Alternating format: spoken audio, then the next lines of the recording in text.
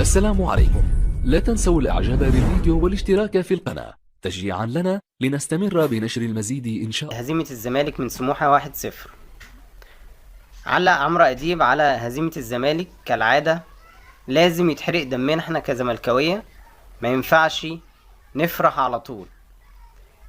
لازم الفصول البايخة تحصل من لعيبة الزمالك والمدير الفني، انما مع الاهلي هو ماتش ترجع ريما لعادتها القديمة. انما الزمالك لازم الفصول البايخة تحصل، مفيش ماتش او ماتشين يعدوا سلام، لازم يحصل اي دروب ويرجع الاداء الباهت والنتائج المخيبة للامال.